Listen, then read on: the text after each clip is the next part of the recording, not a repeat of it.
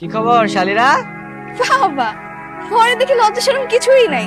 বউ নিতে আসছেন, একটা মুখে রুমাল দিয়ে আসবেন না? বিয়ের পিনিকে লজ্জা শরমের মাথা কি আসছেন নাকি দুলা ভাই?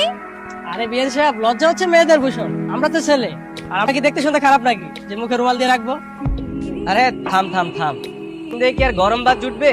আমরা তো এখানে বউ নিতে আসছি, চুরি করতে তো আর আসিনি যে মুখ দেখে আসবো। এই তাড়াতাড়ি গেটটা ছাড়েন, ভিতরে যেতে দেন। এত সহজে তো আসতে পারবে না, আগে গেটের ভাড়াটা দেন। আরে আমি তো জানি শালিদের টাকার প্রতি একটু লোভ আছে। তো কত টাকা চাও বলো? 50,000। 50,000?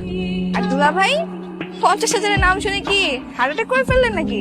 আরে না না না, কি যে বলছেন, তো সুন্দর শাড়ি থাকতে 50,000 কেন? 50 লাখ টাকা দিতে রাজি আছি, কি বলিস? তো শালিরা কি জানে না টাকা নিতে হলে যে মিষ্টি মুখ করাতে হয়? কি মিষ্টি মুখ করার অ্যাবিলিটি নেই কি? থাকবে না কেন? অবশ্যই আছে, দেখছেন না রেডি করে রেখেছি।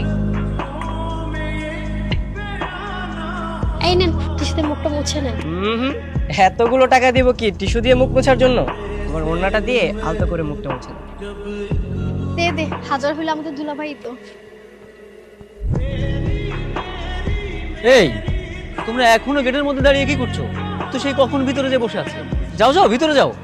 মানে বর ভিতরে আছে, তাহলে উনি কে? আরে ও তো বরের ছোট ভাই। যাও যাও বাবাজি, ভিতরে যাও। যাও যাও। ভাইয়া তুমি গাড়িতে থাকো, আমি বাইরে বেশি। একটা ঝামেলা হয়ে গেছে। আরে আমার তো সেই জোরে টয়লেট চাপছে। ভাই কি ডাক, আমি কিভাবে কন্ট্রোল করবো? কিন্তু তোমার শালির আবার গেট ধরে বসে আছে, মহা ঝামেলা তো। আর তোমার এই ড্রেস আমি তোমাকে কিভাবে টয়লেটে নিয়ে যাবো বলো? একটা বুদ্ধি আসছে। শোন ভাই, আমি যেখানে জামাই, বাবা মা ছাড়া কেউ জানে না। তুই এখানে টুকটা মাথায় দিয়ে গেটটা কন্ট্রোল কর। আমি একা কিভাবে কন্ট্রোল করবো? চুপ। এত বড় ধোকা! এ ধরতে বাটপারদের